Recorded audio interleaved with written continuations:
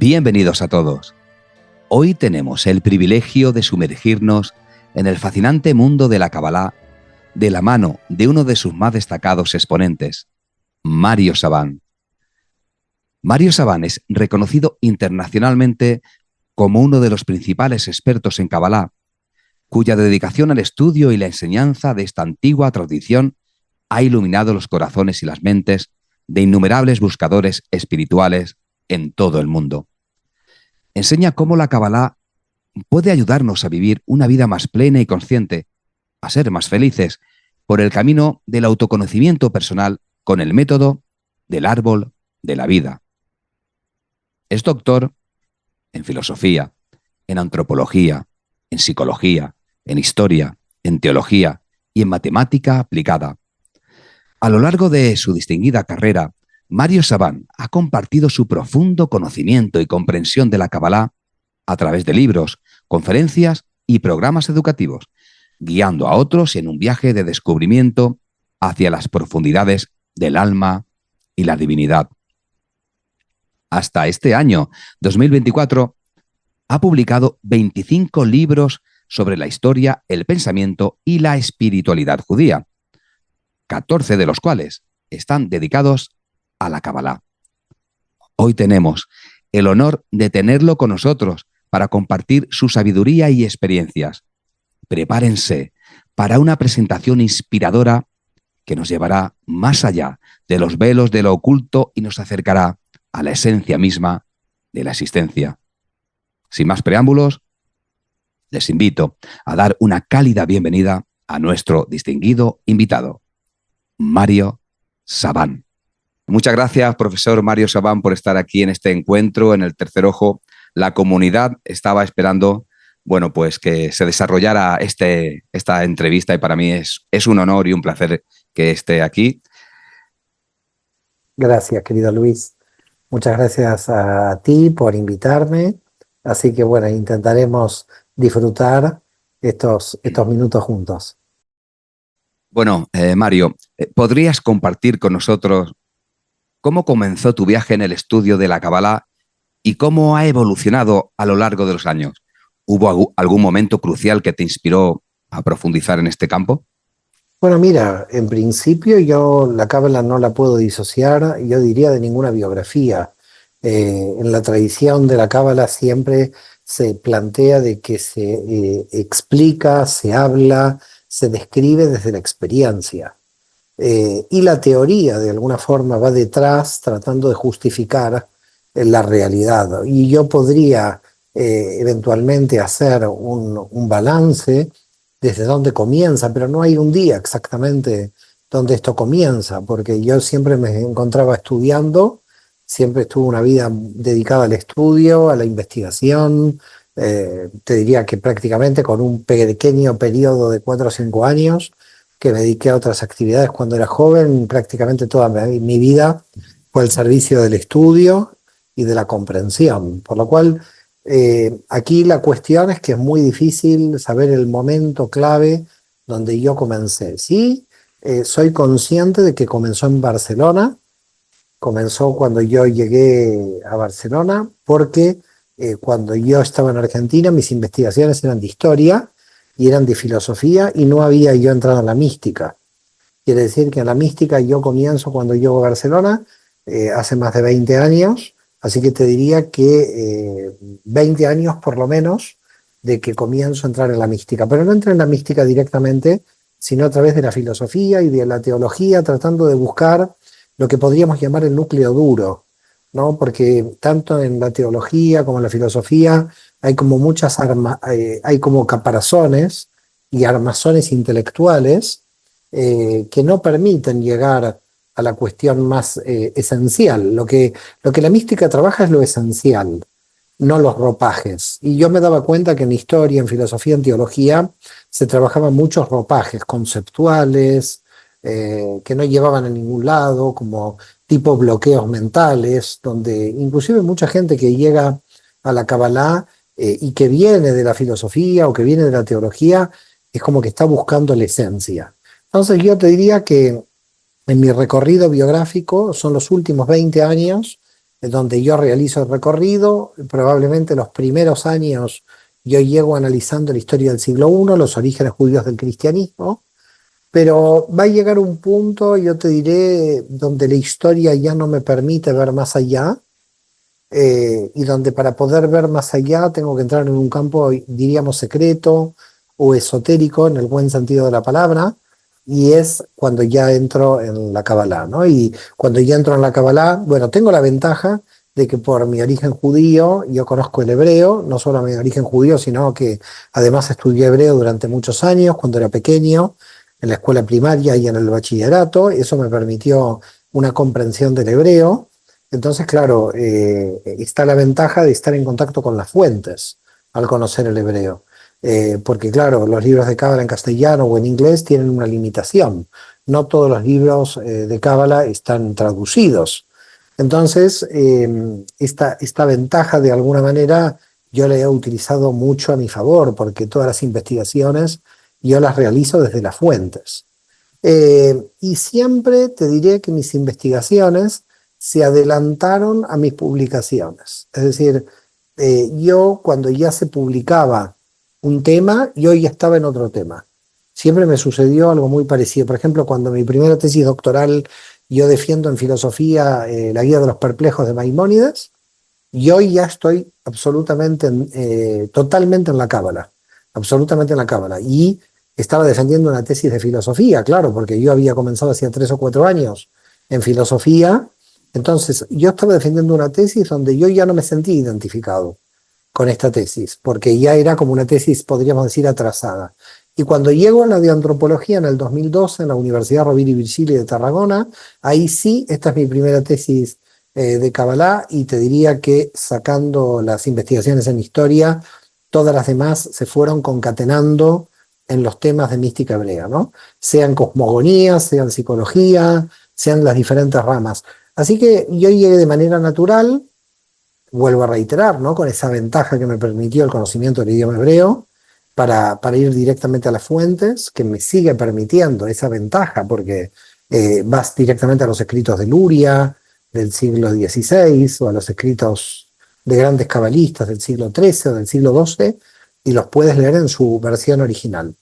Y bueno, y por otra parte también, lo bueno, yo creo que ha pasado en los últimos años, es que de mis clases presenciales, que durante muchos años yo impartí en Barcelona, yo te diría que en los últimos 5 años, a partir del 2019, se transforma la escuela de modo virtual y se puede llegar a una gran cantidad de personas en todo el mundo. Perfecto, toda una vida dedicada al estudio, impresionante. Así es. Mario, la Kabbalah es a menudo percibida como una disciplina esotérica y misteriosa. ¿Podrías explicar en términos más simples qué es la Kabbalah y por qué es relevante para aquellos que buscan comprender la espiritualidad y la vida en general? Bueno, en realidad sencillamente es la comprensión del universo y del alma humana, y tiene niveles de complejidad, pero al mismo tiempo las primeras nociones se pueden explicar con sencillez. Es decir, que no es difícil explicar cómo funciona el alma o cómo funciona el universo. Hay, yo te diría, conceptos básicos que se analizan, sobre todo en el primer curso que tenemos en la escuela, con el que yo siempre empiezo, que es el análisis del árbol de la vida, porque lo que tiene el árbol de la vida es que es un mapa tanto de la psique, del alma humana y del cosmos al mismo tiempo, y que pueda relacionar psique y cosmos al mismo tiempo. Yo no conozco ninguna mística fuera de la Cábala donde existe una geometría como el árbol de la vida, donde la psique y el cosmos estén explicados de manera que se juxtaponen, donde hay una interrelación entre ellos. Sí, puede haber teorías místicas donde lo que hay arriba y abajo, pero más allá de ese eslogan no llegan a la profundidad. Y lo que tiene la Cábala es una profundidad de concatenación. Los mundos subjetivos, llamémosles psicológicos, se unen a los cosmogónicos. Quiere decir que lo que una persona puede encontrar en la Cábala es el sentido de su vida, una comprensión mejor de qué quiere decir la vida, cómo vivir, porque no nos enseñan cómo vivir. Y a mi modo de ver, yo encontré en la Cábala las fórmulas para vivir mejor. Ahora, ¿qué quiere decir vivir mejor? Vivir mejor es comprender las leyes que rigen el alma y el universo. Eso es lo que enseñamos en la Cábala. Interesante. ¿Se sabe la antigüedad de la Kabbalah? No tenemos realmente idea. Los dos grandes temas de la Kabbalah son lo que se llama el Masé Bereishit y el Masé Merkabah. Lo voy a traducir: la obra de la creación y la obra del carro de fuego. La obra del carro de fuego es un texto del capítulo primero de Ezequiel, del 600. No, Ezequiel vivió en el exilio de Babilonia entre el 586 y el 536 antes de Cristo, y así que ese texto de esa experiencia de la Merkabah se escribió luego de la muerte de Ezequiel o con él mismo, y el misterio de la creación tiene que ver con el siglo XIII aproximadamente. Ahora, la Cábala tiene elementos muy antiguos, de Babilonia, de Asiria. Se pueden encontrar, por ejemplo, árboles de la vida de la cultura siria del 1500 a.C. Wow. Y dado el trasfondo judío de Jesús y su contexto histórico en la región donde la Kabbalah se desarrolló, algunos sugieren que pudo haber estado expuesto a ideas o enseñanzas que comparten similitudes con los principios de la Kabbalah. ¿Qué opinas sobre esta Absolutamente. idea? ¿Qué Sí. opinas y qué evidencia histórica o textual respalda, bueno, o contradice la posibilidad de que Jesús estudiara o estuviera influenciado por la Kabbalah? Y además, ¿cómo crees que una comprensión más profunda de la Kabbalah podría enriquecer nuestra interpretación de las enseñanzas y acciones de Jesús en el contexto de su época? Totalmente. Jesús no se puede analizar desde el cristianismo, porque el cristianismo es una construcción posterior a Jesús. Analizar a Jesús desde el cristianismo es, de alguna manera, distorsionarlo, manipularlo, porque se está analizando en base a una teología posterior. La única forma es analizarlo en el medio en que vivió y en la teología que vivió, que es el judaísmo. Entendiendo esto, en primer lugar, se tiene que entender qué tipo de cultura judía existía en el siglo I, y como tú bien dices, cuando básicamente él dice, por ejemplo, en Juan, yo y el Padre somos uno, lo que está advirtiendo es un método que en la Cábala lo llamamos bitul, aniquilación con la divinidad.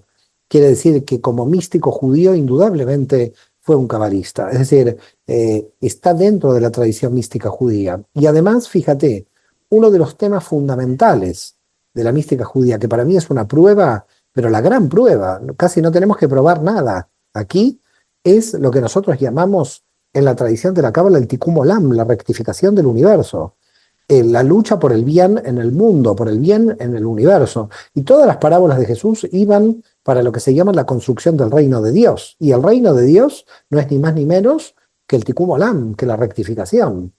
Un rabino como Jesús, que casi más del 80% de sus parábolas, o el 90% de sus parábolas, prácticamente todo el mensaje tiene que ver con el reino de Dios y no con otro tema, porque todos los otros temas eran debates con los fariseos, indudablemente está trabajando el tema fundamental de la Cábala, que es la rectificación, el Tikkun Olam, tanto la rectificación personal como la rectificación del universo. Otro tema, él trabaja mucho la confianza de la persona y la confianza de la persona en la vida, la emuná.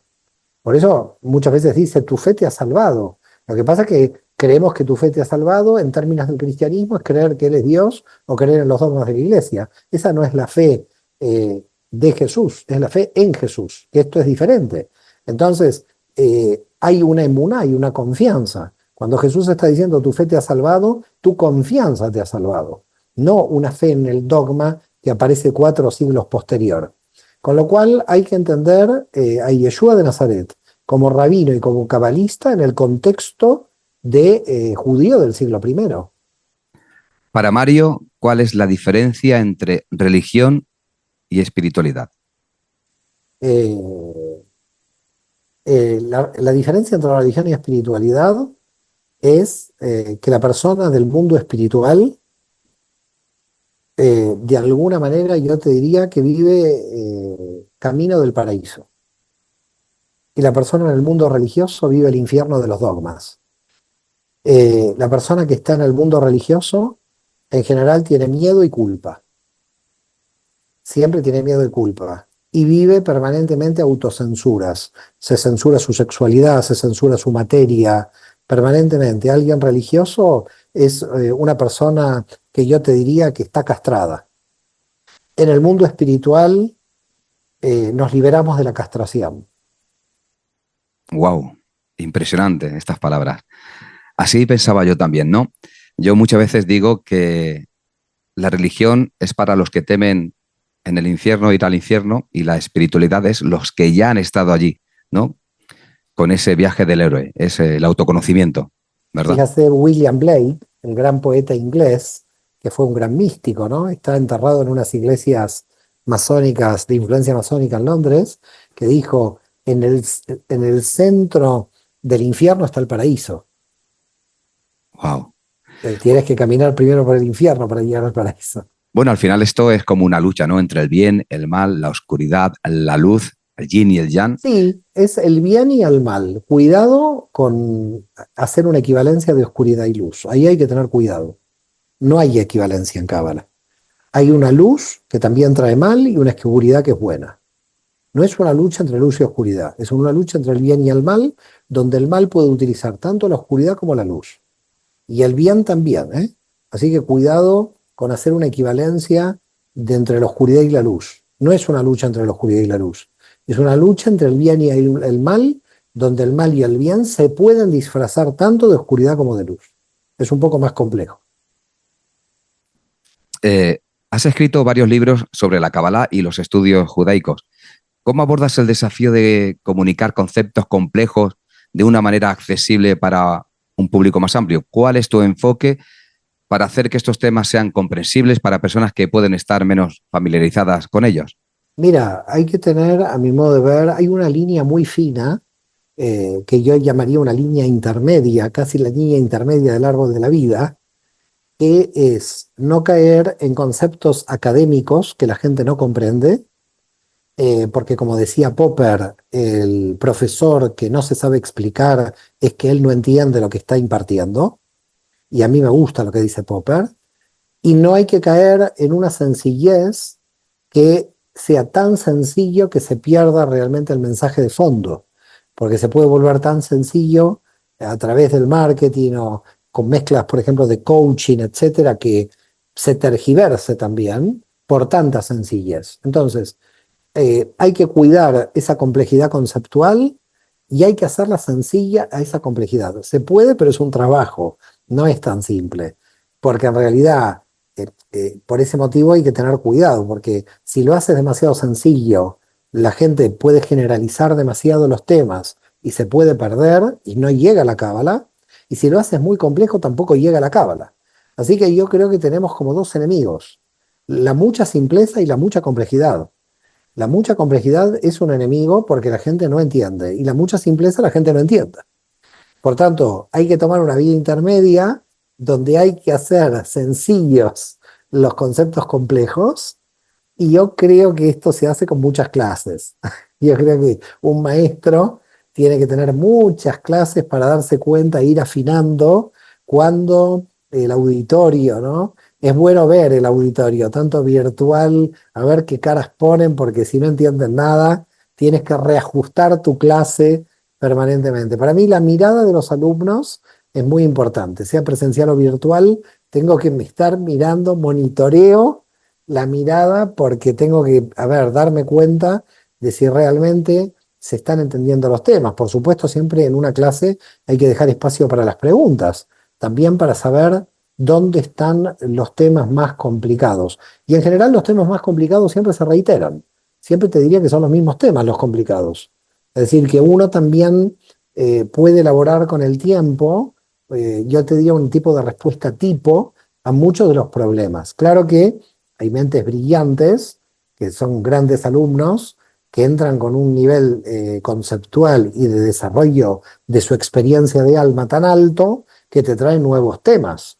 De ahí que la cábala siga avanzando en, digamos, es muy flexible. Al no ser dogmática, la experiencia nueva que trae un alma puede ser incorporada dentro de la cábala al diseño, porque estamos hablando de que para la cábala el universo es asimétrico, es decir, que hay un agujero de vacío donde entra la información y cada alma tiene como un agujero de vacío propio. Entonces, imagínate que para nosotros un alumno que llega a un curso de cábala no es un alumno que llega a un curso de cábala, es un alma que está agujereando la realidad y que está perforando la realidad para traer conceptos nuevos que nadie tiene.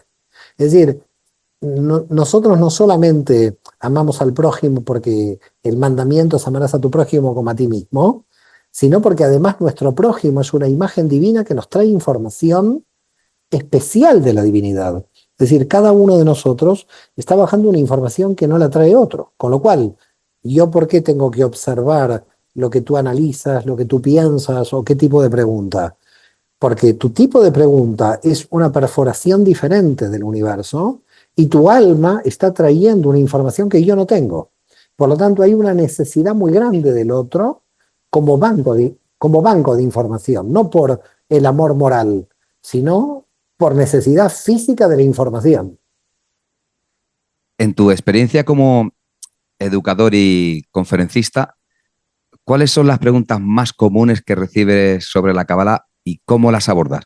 ¿Hay algún concepto en particular que encuentres especialmente difícil de explicar o que genere más debate entre tus alumnos o lectores? Sí, el concepto más difícil, te lo voy a decir en el nombre en hebreo y te lo voy a traducir al español, se llama Parzufim, tiene que ver con los rostros divinos y son concatenaciones que se pueden explicar de manera simple, yo te la puedo explicar de manera simple, calculo que cualquier persona cuando yo le explique lo comprenderá. Y, por ejemplo, ¿no? Yo tengo mi mano y digo, bueno, ¿dónde empieza mi dedo? Físicamente es como muy simple. Tú ves mi dedo empieza aquí. Pero si hago una radiografía, mi dedo empieza más abajo, porque hay una parte del dedo que está en la palma de la mano. Hay un universo, hay un momento en todo lo que existe en que hay dedo detrás de la palma de la mano que está oculto. Y hay un dedo revelado. El problema de explicar la realidad es cómo explicar que aquí hay dedo aunque no lo veas. Cómo hay un dedo en la palma de mi mano, porque tienes que hacer una radiografía. Entonces, explicar los rostros divinos es cómo explicar lo que están haciendo en lo oculto, pero que lo vas a ver revelado, pero que cuando ya lo vas revelado es porque en realidad tuvo un tiempo de nacimiento. Es como la semilla de un árbol que primero va creando la raíz y que cuando ves el tallo o el tronco salir es porque la raíz ya trabajó mucho para que pueda el tronco o el tallo salir, ¿no? Entonces, la explicación de la Cábala se complica cuando uno tiene que explicar lo que llamamos el mundo invisible. ¿Cómo explicarle a alguien que debajo de la tierra hay una raíz que todavía no tiene tronco? Ahí está el tema muy difícil. Pero bueno, ¿cómo se puede explicar esto? A partir de lo revelado. Es decir, si existe el tronco, tienes que saber que existe la raíz aunque no la veas. Ahora, ¿la raíz es parte de la tierra o parte del árbol? Todo el mundo va a decir parte del árbol, pero yo no la veo. Quiere decir que está en el mundo invisible. Por lo tanto, la Cábala dice, en el mundo invisible están las raíces de todo lo visible. Porque claro, ¿cuál es la raíz de un mueble? Los átomos que lo conforman, pero yo los átomos no los veo. Quiere decir que una mesa se mantiene por el mundo invisible, por los átomos que lo conforman.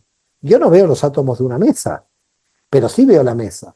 Por lo tanto, me queda claro que tiene que haber una cantidad muy grande de átomos para que esta mesa sea mesa. Ahora, fíjate lo loco de la Cábala. Los átomos de la mesa, todo el tiempo que están en la mesa, están tomando la decisión de ser parte de la mesa. En todo momento que los átomos de la mesa están en la mesa, hay una conciencia de cada átomo de la mesa de ser parte de la mesa, aunque ellos no puedan ver la mesa. Te lo dejo ahí, porque si entramos por ahí, creo que la Wow, gente es va a salir interesante. corriendo por el otro lado. Sí, sí, sí, es súper interesante. La Kabbalah es conocida por su enfoque en la conexión entre el hombre y lo divino, así como en la interpretación de símbolos y textos sagrados. ¿Podrías hablarnos sobre cómo la práctica de la Kabbalah puede impactar la vida diaria de una persona en términos de bienestar emocional, relaciones personales y el sentido de propósito? Por supuesto, ha impactado de manera muy grande y te diré que el impacto es tan grande que justamente mi próxima tesis doctoral en la que estoy trabajando tiene que ver con esta pregunta que tú me haces, Uh -huh. porque yo quise de alguna manera medir el impacto sobre los alumnos avanzados de sus transformaciones. Así que si Dios quiere, a fin de año, si Dios me da vida y todo fluye, la idea es que se publique esa tesis doctoral, porque lo que se demuestra es qué cambios. Por lo tanto, lo que tú me estás preguntando es investigación actual en estado puro. Es decir, la idea es tratar de mirar o tratar de ver, y estos fueron los últimos 2 o 3 años de investigación, tratar de ver qué impactos ha tenido el conocimiento de la Cábala en la experiencia personal y en el cambio de percepción de la realidad de aquellos que quedaron imbuidos en la Cábala. Y los resultados son impresionantes.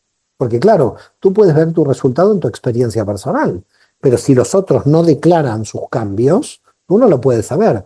Lo que se realizaron son encuestas a los alumnos más avanzados, donde en esas encuestas aparecen qué cambios de percepción han tenido. Por ejemplo, muchos manifiestan que tenían una mala relación con el dinero por la educación que tenían, una muy mala relación, lo rechazaban, que hoy tienen una mejor relación, tienen menos prejuicios, han perdido muchísima cantidad de prejuicios, no hay llevarlos a cero, pero han aumentado sus niveles de felicidad interior, han sido más resilientes frente a la crítica y frente al elogio, se posicionan de una manera frente a su propia existencia y tomando un rol diferente dentro también del ámbito familiar. Mira, los resultados que está teniendo esta investigación a nivel de pedagogía son increíbles, porque no estamos hablando de un estudio teórico, de una persona estudia una carrera, estudia derecho, sabe las leyes y se acabó, y su visión de la vida no cambia por saber una ley más, una ley menos. No, aquí lo que estamos trabajando es con el interior de la persona, y donde la persona tiene que hacer un trabajo personal, y donde la persona, tomando los métodos de la Kabbalah, haciendo ese cambio personal, encuentra luego un cambio de la percepción en su realidad cotidiana. Y eso está probado. ¿Qué quiere decir? Está probado. No está probado en mí exclusivamente, ni los que estudian Kabbalah hace años, sino inmediatamente aquellos que están inclusive ingresando a los cursos de Kabbalah. Hay como un enganche por ciertas ideas. Por ejemplo, hay una idea, ¿no? Nosotros en Occidente estamos ante la consecución de resultados. La gente quiere resultados, ¿no? Y por eso compra algo, porque la compra es un resultado. Pero el tema es que no disfrutamos el proceso. Y este disfruto del proceso te lo da la Kabbalah. Lo que pasa es que la Kabbalah te sitúa en el orden de un proceso infinito. Es decir, te sitúa en un trabajo permanente, y donde te dice la felicidad no es un fluir de las energías, es un trabajo. Y te hace responsable de tu propia felicidad como trabajo. Es decir, tú tienes que asumir tu propia responsabilidad, y por eso nosotros llamamos a este concepto: el que recibe algo que no merece, lo pierde. ¿Por qué? Porque está lo que se llama el pan de la vergüenza. ¿Qué es el pan de la vergüenza? Si tú no eres lo que muestras no se sostiene. Porque no se puede sostener algo que no eres. Más tarde o más temprano, la realidad muestra lo que eres. Puedes hacer show durante un año, durante 2, durante 3, pero en algún momento las caretas se caen, las máscaras se caen, y tu verdadera esencia al final sale. Por ese motivo, la Cábala en este sentido es como el anti-marketing, porque aunque te hagas mucho marketing, no puedes crear imagen, porque esa imagen se viene abajo. Si esa imagen no está relacionada con el contenido de fondo esencial del alma. Si hay una relación con el contenido esencial, esa imagen no se va a caer, porque esa imagen está cercana a la esencia de la persona. Por eso, ¿qué es lo que intentamos? Intentamos que la persona se acerque lo máximo posible a su esencia. En términos del hebreo, esto lo llamamos neshama. Y cuando la persona se acerca a su esencia, muestra más honestidad con el interior de lo que es que con el exterior de lo que está mostrando.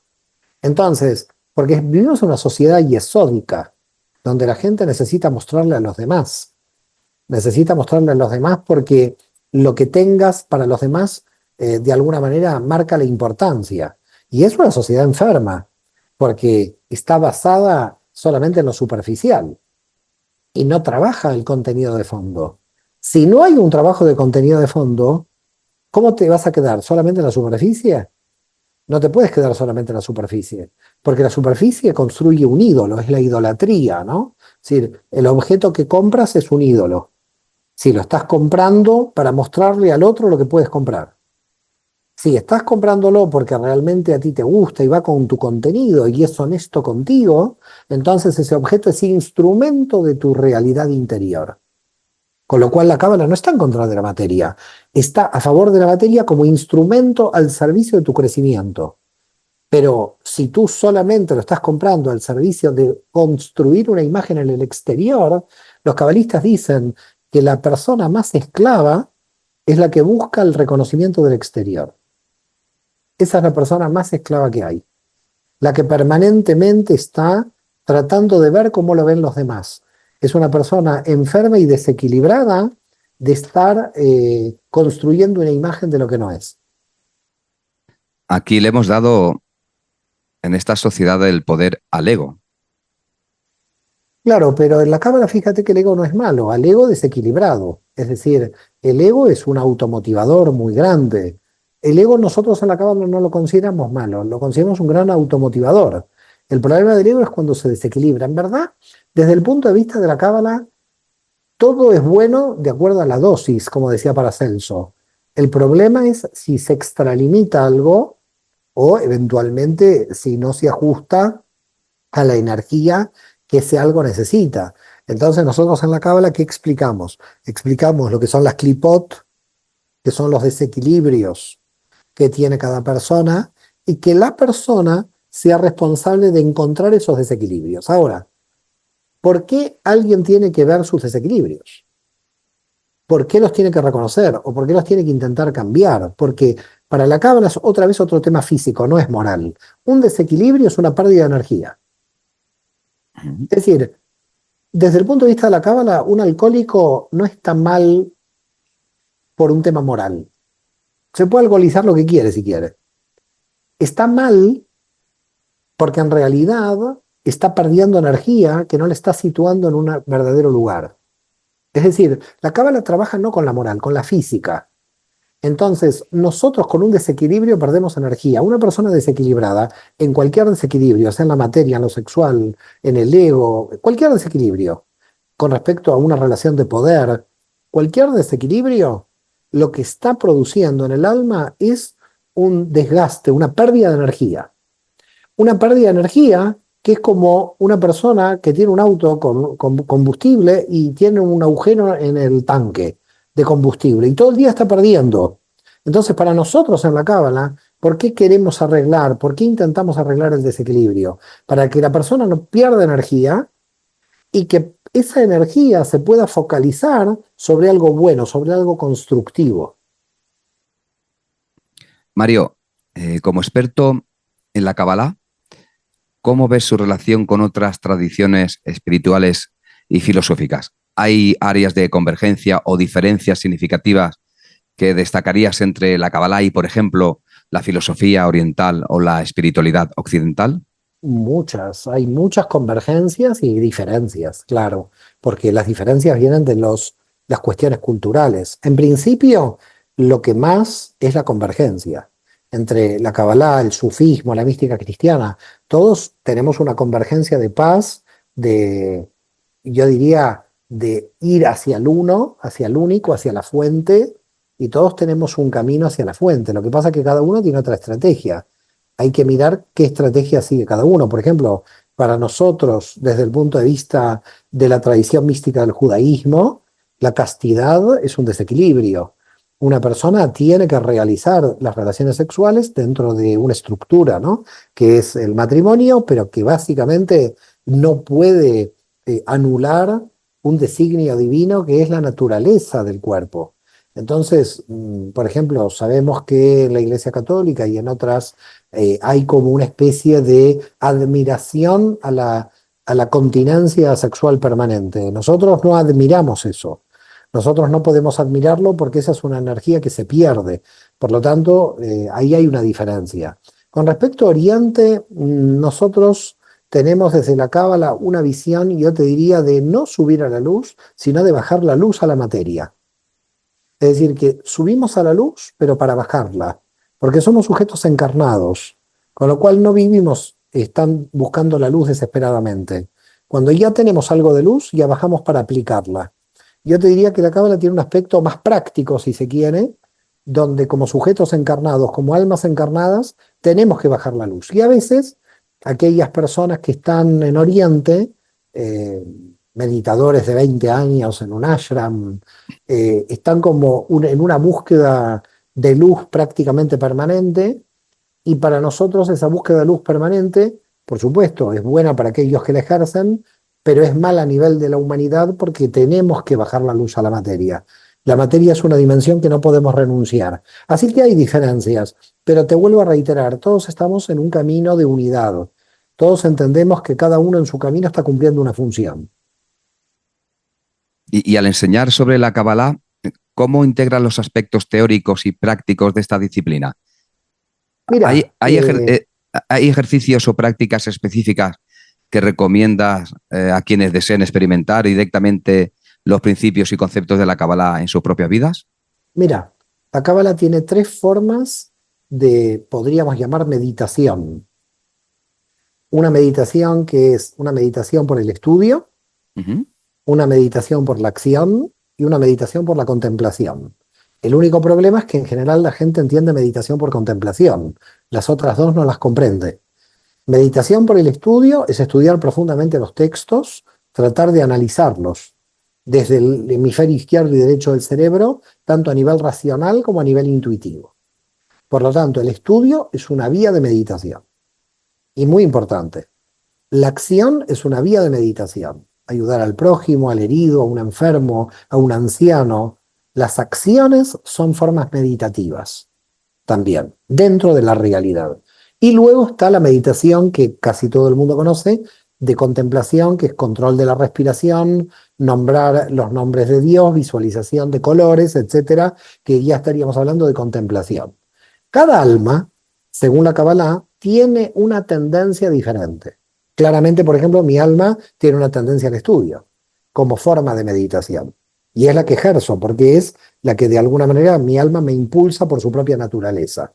Pero hay almas que por su propia naturaleza, por ejemplo, perciben una realidad, yo te diría, mucho más netzach, sería mucho más artística, y pueden decodificar una pintura y pueden entender los simbolismos de una pintura o de una escultura, y por lo tanto manifiestan un tipo de meditación diferente a través del arte, no a través de lo conceptual, no a través del estudio. Les cuesta, tienen una capacidad de observación a nivel de conocimiento intuitivo, ¿no? Y luego aquellas personas que realizan ejercicios físicos de respiración, de pronunciación de los nombres divinos, que son mantras meditativos diseñados especialmente para acceder a estados alterados de conciencia. Pero las tres vías de meditación, estudio, acción y contemplación, son tres vías donde se modifican los estados de conciencia, donde se puede modificar. Soy partidario, sinceramente te lo digo, Luis, que las personas, si quieren probar, pueden probar, pero si su alma ya las está dirigiendo hacia un sistema de meditación, por ejemplo, mi alma me dirige siempre a que cuando escribo yo escucho música clásica barroca. Entonces, mi alma ya tiene esta inclinación.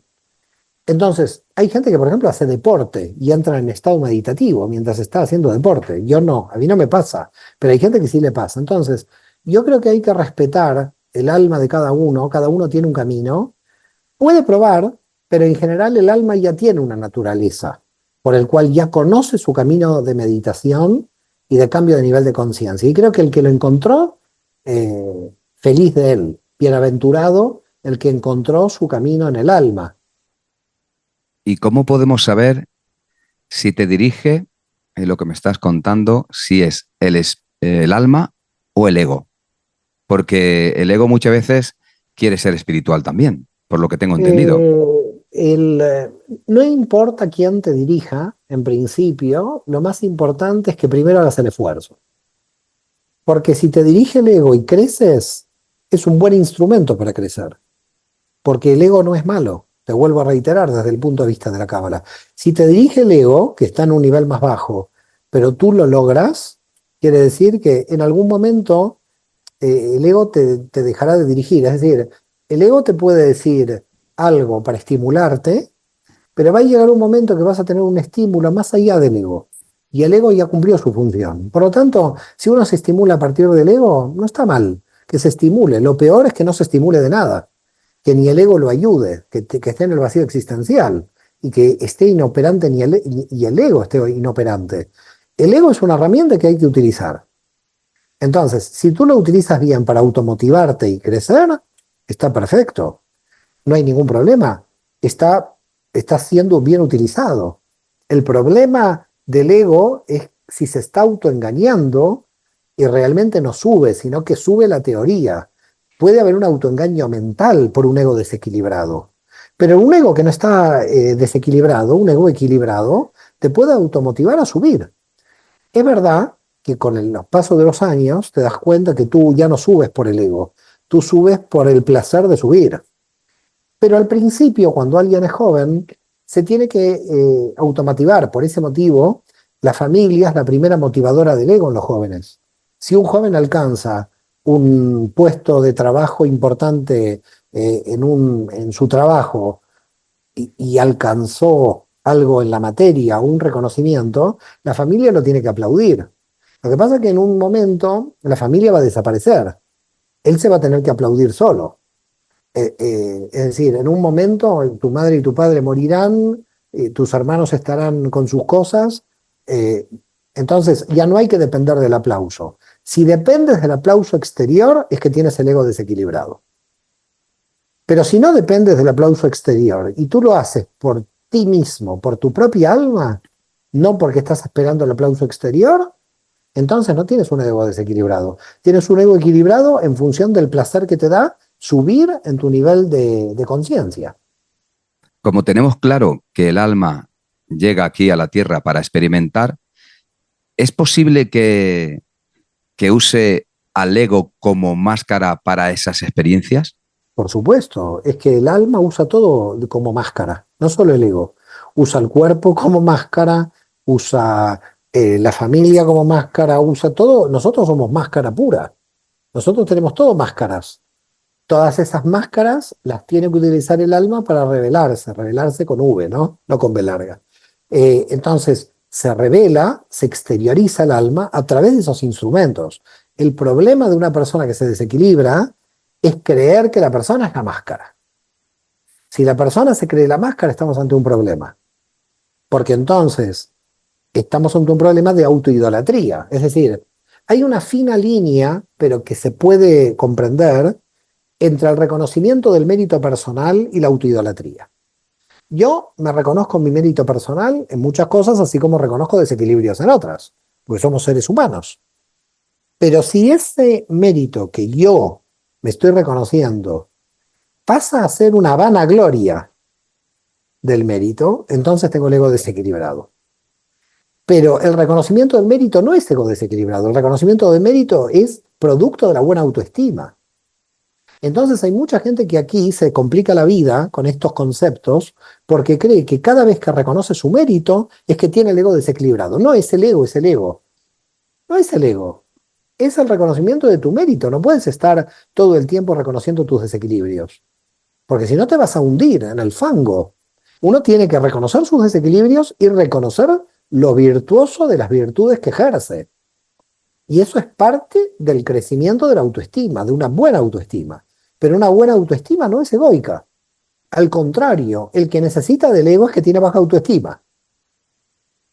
El que necesita del ego tiene baja autoestima. Entonces la compensa con el ego. Entonces el ego le dice, has tenido un buen resultado. Ay, qué suerte, menos mal. Tengo una autoestima correcta.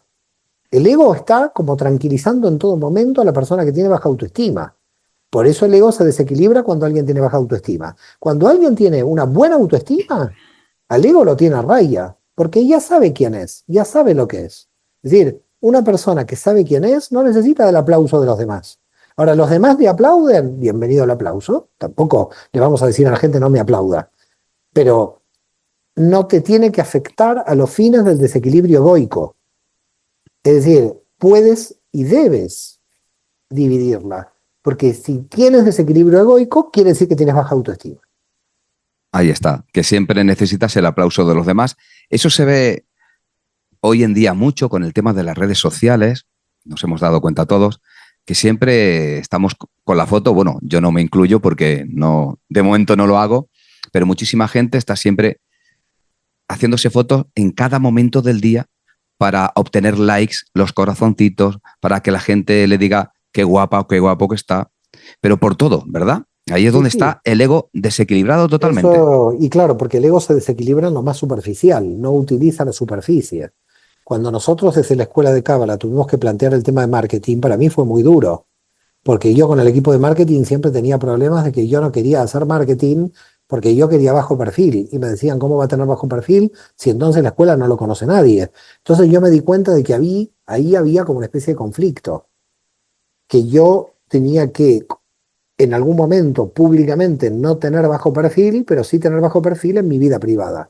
Entonces, necesitas tener protegida tu vida privada de tu vida pública, porque no puedes llevar tu vida privada a la pública, porque para mí estás cometiendo un error, porque en realidad no te estás dejando ningún espacio. Si tú pones tu vida privada y la mezclas con tu vida pública, después no tienes que quejarte cuando tu vida pública se te intromete en la privada, porque tú lo has dejado.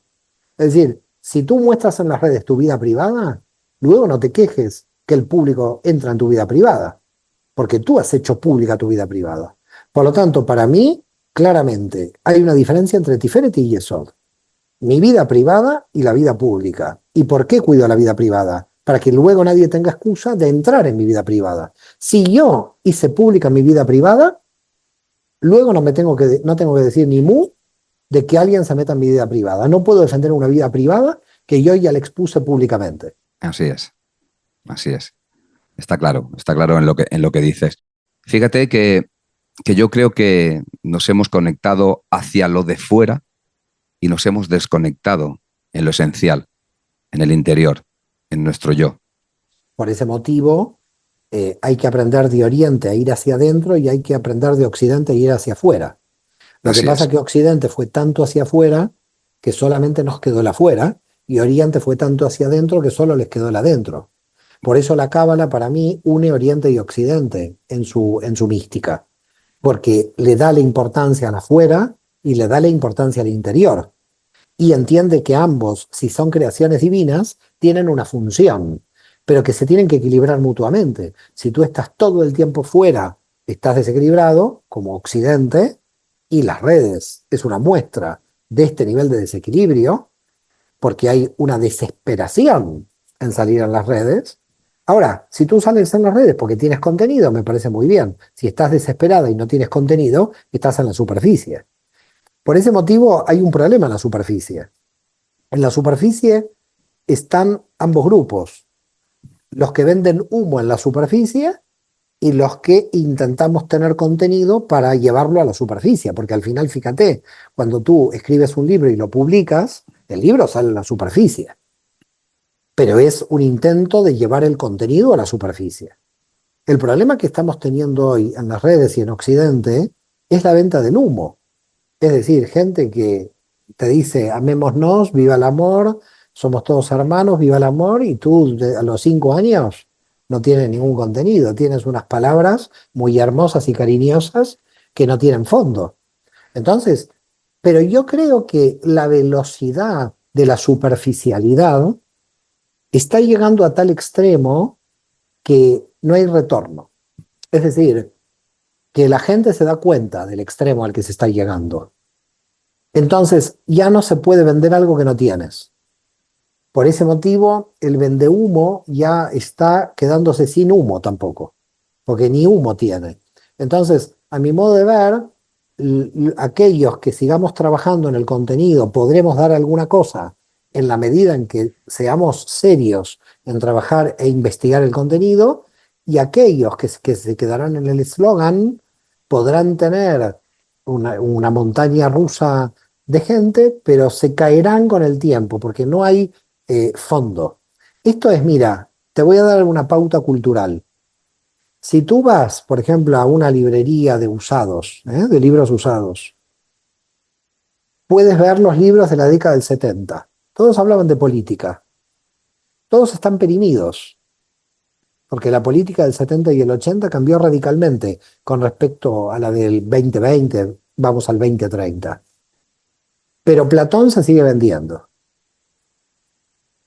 Es del 300, 400 antes de Cristo. ¿Qué hace que un autor 20 años después no se pueda vender y otro autor 2300 o 2400 años después se pueda vender? Que el contenido trasciende a su tiempo. Cuando tú escribes en la trascendencia de tu propia generación, entonces tu obra va a trascender, porque está relacionada con el contenido. Y eso es mística. La mística no tiene que ver con la política, con la historia. Porque en la política, la teología, en la historia, se producen cambios espaciotemporales. La mística habla de cuestiones eternas. Y las cuestiones que no son eternas, aquellas personas que no puedan lograr conectar con estas cuestiones eternas, entonces indudablemente van a caer en su propia generación. Todo tiene su función.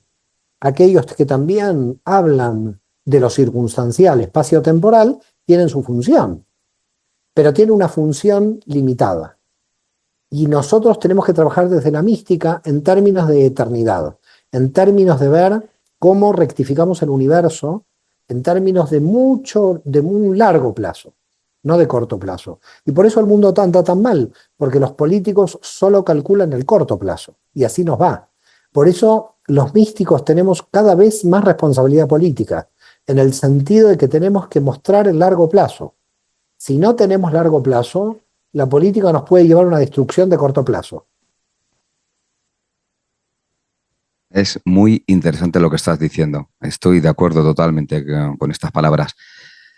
Mario, vamos a ir terminando porque sé que tienes también el tiempo muy ajustado, pero antes quiero formularte esta pregunta. ¿Qué consejo le darías a alguien que está interesado en aprender sobre la Kabbalah, pero no sabe por dónde empezar? Bueno, tú tienes una escuela online, tenéis más información en www.psicologiaycabalá.com, donde, bueno, pueden estudiar Kabbalah, hay cursos, libros. De todas formas, yo voy a dar todos los contactos, todos los enlaces en la caja de descripciones. Mira, lo primero que yo haría es ir a autores que de manera sencilla expliquen la Cábala. Por ejemplo, tienes un libro muy bonito de Juli Paradis-Jordi que se llama La Cábala. Tienes un libro de Mario Satz también. Mi libro Sod 22 también, aunque dentro de pocos días saldrá un libro con la coautora Cuti Gorina, donde ella ha tomado los apuntes de mis clases y se va a publicar esto por Editorial Kairos, y creo que entre esa obra que se va a llamar El misterio de la Cábala y Sod 22, son dos obras muy interesantes para comenzar con la Cábala. Pero ya te digo, Mario Satz, Juli Paradis-Jordi, y si alguien encuentra de usado porque no se reeditó nuevamente los libros de Yonet Salai, también los recomiendo. Que empiece por un lenguaje sencillo, que no vaya a libros de complejidad. Mi primer consejo es que entienda los conceptos más sencillos primero. En este sentido, por ejemplo, hay muchos videos en FM Mantra que yo realicé con mi esposa Marisa Ventura, donde, por ejemplo, ahí se analizaron cada una de las dimensiones de forma muy sencilla. Por ejemplo, alguien que quiera empezar en Cábala podría también mirar esos videos, porque podría tener una noción rápida de los primeros elementos de la Cábala. Bueno, pues profesor Mario Sabán, para mí ha sido todo un honor que esté aquí en este canal, en El Tercer Ojo. La comunidad se lo va a agradecer infinitamente. Pues nada, amigo Mario, shalom, Gracias, shalom Luis. y Gracias, bueno, shalom. El mundo necesita mucho shalom, mucha paz. Un abrazo enorme. Y que espero, bueno, volver a encontrarnos. Sé que tiene la agenda muy apretada, pero yo ya estaré mandando mensajes para un nuevo encuentro. Si Dios quiere, Luis, un abrazo enorme. Gracias a usted por todo. Muchas gracias. Que pase una buena tarde. Gracias. Si te ha gustado este vídeo, dale a like, suscríbete al canal y, muy importante, dale a la campanita para que YouTube te avise de la subida de nuevos vídeos.